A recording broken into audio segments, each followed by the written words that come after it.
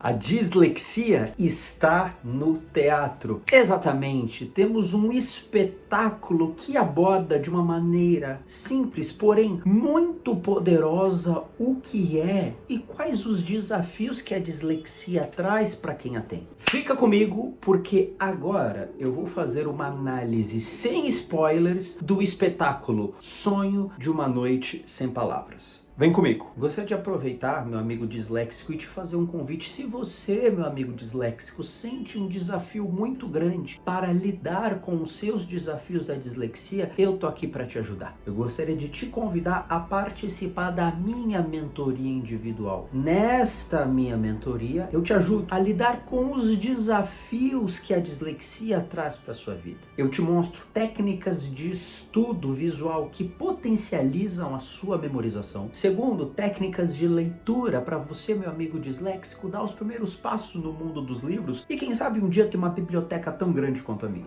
Terceiro, técnicas de escrita para os disléxicos diminuírem a incidência de erros ortográficos. E por fim, como cobrar à escola as adaptações necessárias. Se você quer que eu te ajude de perto, segure você pela mão e te mostre todos os caminhos para superar os desafios da dislexia, vá no primeiro link aqui na descrição. Sonho de uma Noite Sem Palavras é um espetáculo para toda a família. É um espetáculo que aborda de uma maneira muito maravilhosa o que é a dislexia. Então, se você é mãe ou pai de disléxico, ainda não sabe bem como explicar para o seu filho o que é a dislexia, leva eles neste espetáculo. Leve o seu filho, leve a sua filha para curtir uma peça maravilhosa, porque sim, ele vai entender. E caso você esteja se perguntando, Sonho de uma Noite Sem Palavras, onde é que eu já ouvi isso antes? Faz referência à obra do Shakespeare, Sonho de uma Noite de Verão. Então eles pegam toda a ideia do Sonho de uma Noite de Verão, onde artesãos, a história de Shakespeare, artesãos que são iletrados, querem dar um presente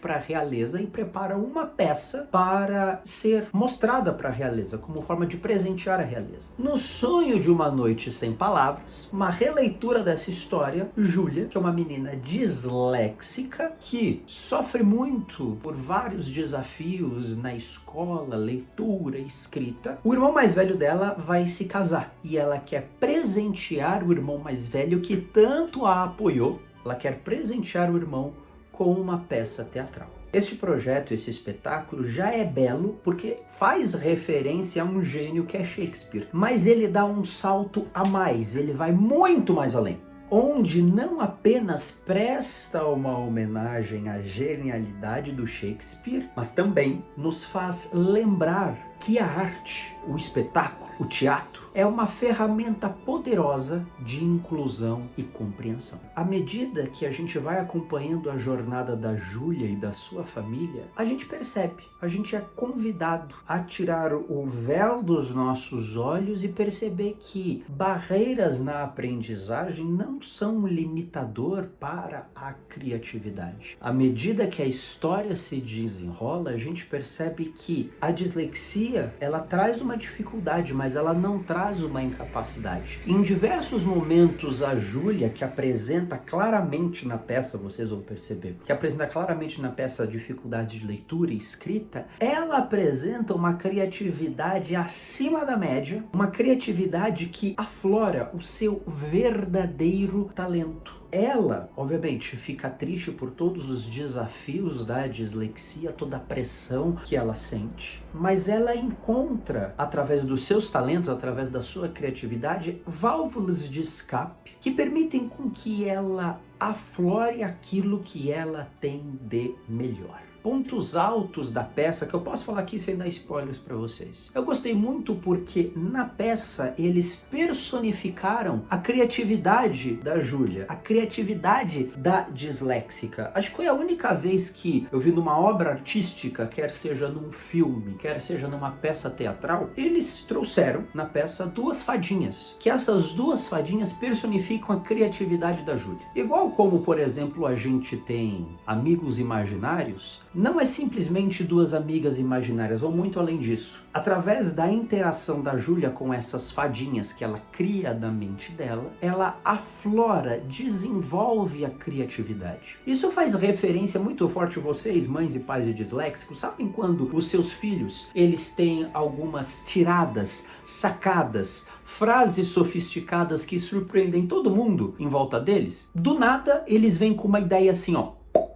Soltou uma ideia e você olha assim pro seu filho e pensa, caraca, meu filho, de onde você tirou isso? Essa sensação, esse pipocar, esse tilintar de criatividade, eles conseguem trazer na peça, na figura dessas duas personagens maravilhosas. Sempre quando estas duas fadinhas estão em cena, a Júlia está criando. E é bem legal porque tem uma interação com o drone também. Então sempre quando entra o drone, entra as fadinhas, você percebe que a mente dela está criando. A mente dela está buscando uma válvula de escape para aquela situação de pressão que ela está sentindo, mas ela está colocando para fora através da criatividade dela. E essa criatividade dela, muitas vezes, para nós disléxicos, pipoca. Através de uma fala sofisticada, através de uma criação, de uma pintura, montar alguma coisa, montar peças de montar, enfim. Você, mãe de disléxico, que tem um filho disléxico, sabe onde está a grande criatividade que aflora do seu filho. E é muito legal porque na peça eles conseguiram traduzir esta criatividade, eles conseguiram personificar essa criatividade como um personagem que a gente vê. Mães e pais se emocionam. Eu estava na peça olhando pro lado, estava vendo mães chorando, se emocionando porque identificavam os filhos, seus filhos disléxicos, naquela sensação, naquela situação. Pô, meu filho cria assim. Pô, meu filho é criativo desse jeito. Então, a peça não foca apenas na dificuldade que a Júlia passa, na dificuldade que a disléxica passa. Sim, ela passa por dificuldades. Mas, ao mesmo tempo, a grande beleza dessa peça é que a Júlia, mesmo com dificuldades na leitura, porque na peça falam que ela não sabe ler, não sabe escrever,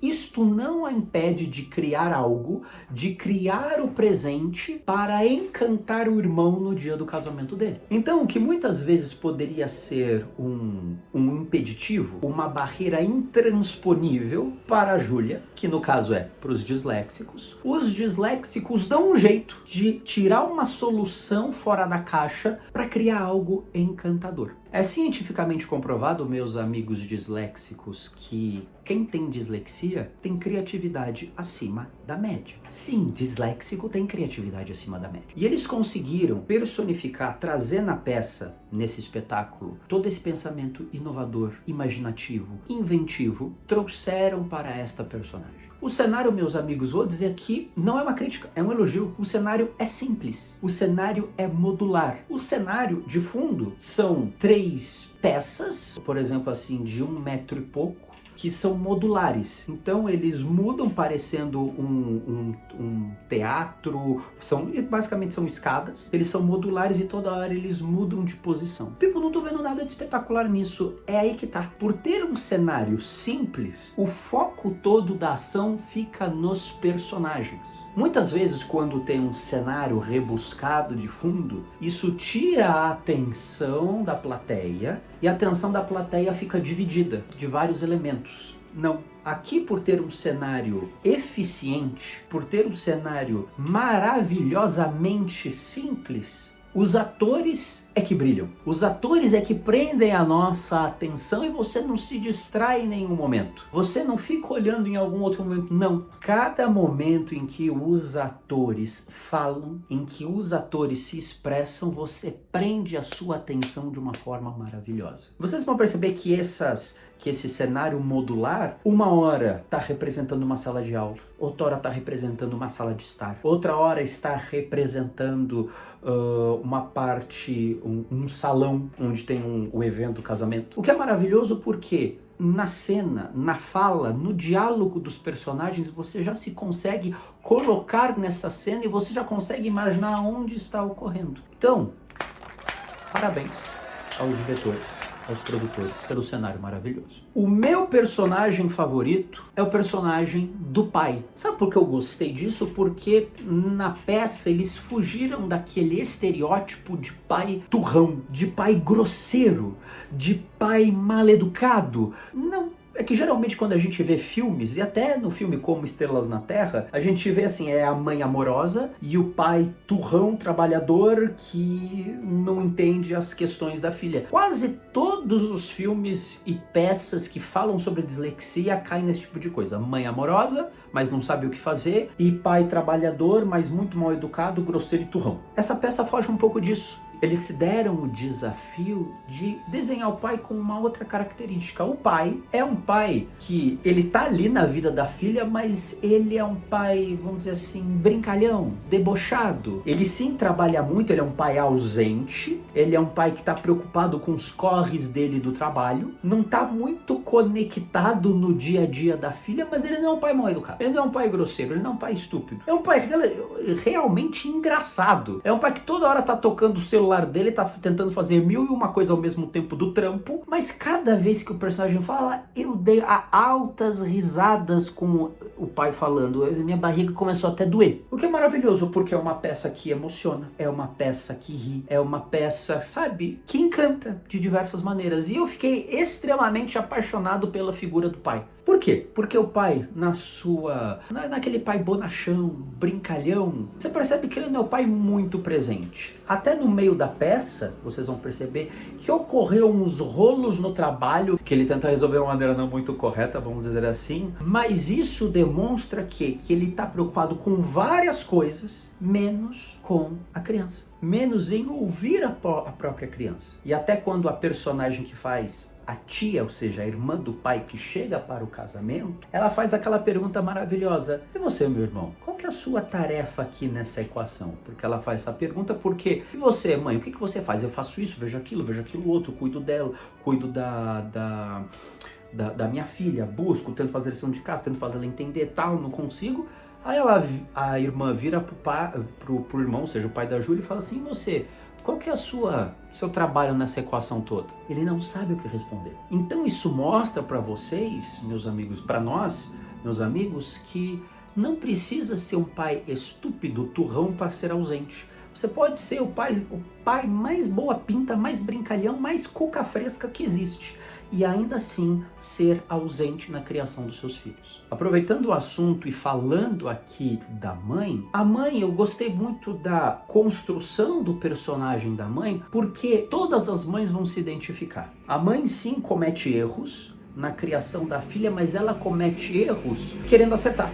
Muitas vezes mães de disléxicos, e vocês vão me entender, muitas vezes mãe de disléxico bate aquele sentimento de culpa. Pensou em mãe de disléxico, pensou em culpa. Parece que a mãe do disléxico é a personificação da culpa. Se ela foi muito linha dura, tem sentimento de culpa porque foi linha dura. Se ela foi boazinha demais, tem sentimento de culpa porque foi boazinha demais. O sentimento de culpa passa na mente da mãe do disléxico direto. A mãe, ela era presente na criação da filha. Ela era presente nas tarefas escolares. Ela era presente nas lições de casa, nos estudos. Nesse desespero de não saber como lidar com a filha, muitas vezes ela estourava. Quem nunca, mãe de disléxico, que atire a primeira pedra, qual mãe aqui nunca estourou com o filho, querendo que ele acertasse, querendo tal coisa, e, pô, você não se esforça. Traz isso, e nessa hora é onde eu olhava para o lado e via onde as mães mais se emocionavam, porque se identificavam. A peça conecta de uma forma muito forte,